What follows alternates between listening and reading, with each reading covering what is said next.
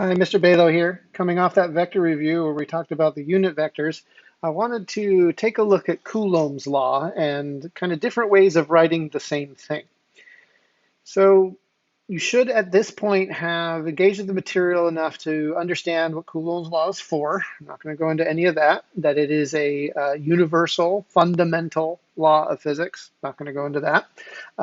But I just want to tackle, okay, this r hat vector that's sitting out here on the side. Remember when I did the little vector review, the hat symbol indicates a unit vector. So r hat itself, right, as a vector, has a magnitude of 1, but its direction is the r direction. And what the heck, what direction is the r direction? Well, the utility of this comes from realizing, like if I have a positive charge right here, and I put another positive charge off to the side, and I were to ask you, what direction does the force on the second charge point because of the first charge? Go ahead and think about that. Pause the video right now, and go ahead and draw it on your paper. All right. Do you have that drawn on your paper? Okay. You should have drawn a force that points away, like charges repel.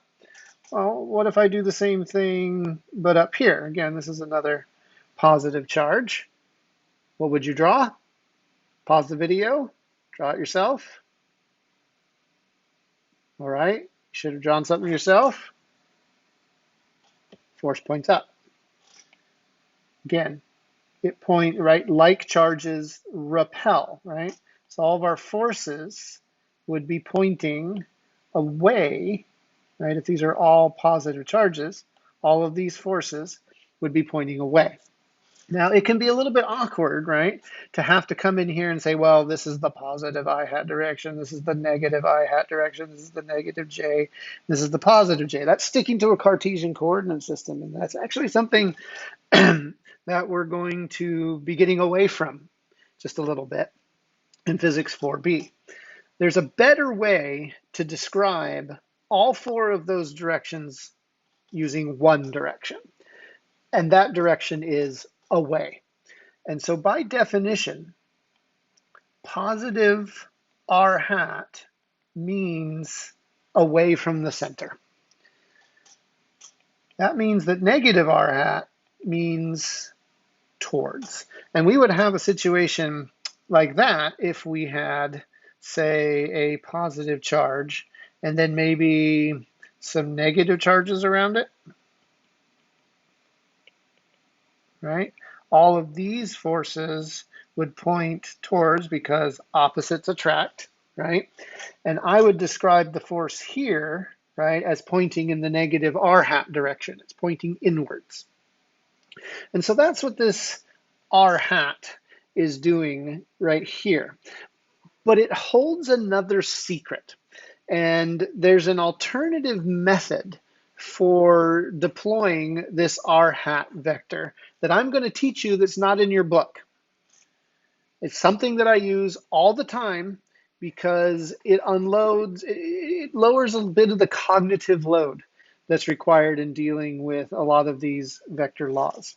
So the way that we can think of this r hat vector itself is, by definition, it is the vector r divided by its own length.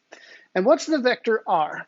The vector r, very specifically in physics, points from the object that is causing the force and ends on the object that is experiencing the force. So we can actually write r vectors for all of these forces that are right here. Again, remember, r vector, right? It starts on the cause and it ends on the thing experiencing the force. So I'm going to be using in my examples this r vector. And what that means is now we can rewrite Coulombs law just slightly, right? It actually turns out to be exactly the same thing, only it's written in a different notation. You can see here I've substituted my definition for r hat into here, which produces this thing. And this can get a little bit worrisome because it has this r cubed in the denominator, and Coulomb's law is supposed to be an inverse square law. Well, this thing still is an inverse square. We've just written it out in terms of r vector instead of r hat.